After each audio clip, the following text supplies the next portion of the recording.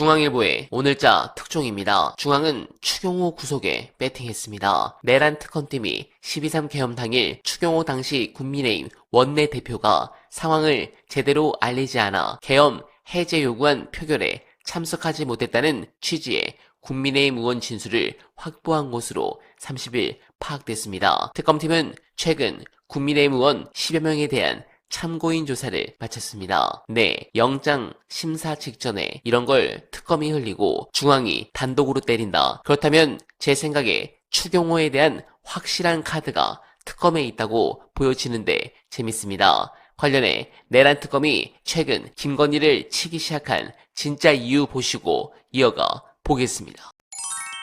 김현지 부속실장은 정말 최근에 크게 보도되기 전까지는 몰랐어요, 사람들이. 제가 딴지일보를 1998년에 창간하고 그때부터 정치인들 만나고 인터뷰하는데 저도 김현지 실장은 최근 국힘이 미친 듯이 거론하기 전까지는 이름만 한두 번 들어봤지 얼굴도 한번 본 적이 없는 분입니다. 최근에 국힘에서 어떤 주장을 하냐면 김현지 실장이 과거에 성남 시민 모임 이란 단체에서 활동을 했는데 이 단체가 경기동부연합과 관련이 있다. 고로 경기동부연합의 이석기 전 의원과 같은 계파다. 이런 얘기를 기사를 잘 찾아보지 않은 분들은 알지도 못하는 내용인데 이런 내용을 주장해요. 사실이 아니에요. 그 시절 운동권들 이야기 들어보면 그 계보가 아니에요. 그런데 이재명을 종북 세력으로 만들어야 했던 겁니다. 어떻게 엮을까? 온갖 줄기를 찾다가 이재명을 경기동부연합과 이렇게 해서 엮어버릴 수가 있겠다고 하는 공작을 계엄 준비팀이 기획한 정황이다. 그 흔적이라고 저는 봅니다.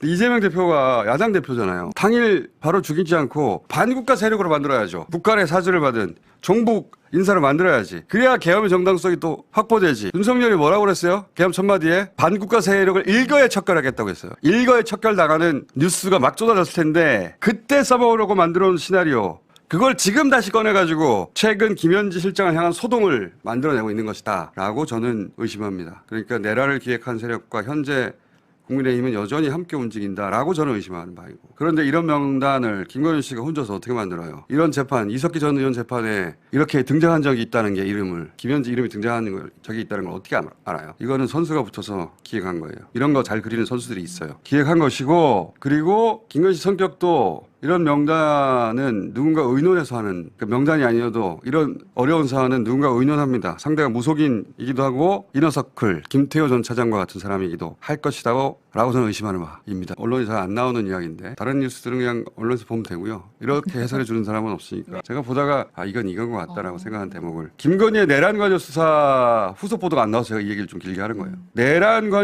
김건희 내란 관여 수사를 하지 않고 내란 청산은 불가능하다고 저는 봅니다. 그래서 반드시 수사 이루어져야 된다고 보고. 네, 공감합니다. 그리고 이상한 부분이 있습니다. 이준석이 장경태 의원이랑 친분이 있을 텐데 그딴 부분 무시하고 계속 장경태 의원을 치는 페북 메시지를 올려 팸코 이찍 애들을 자극시킵니다.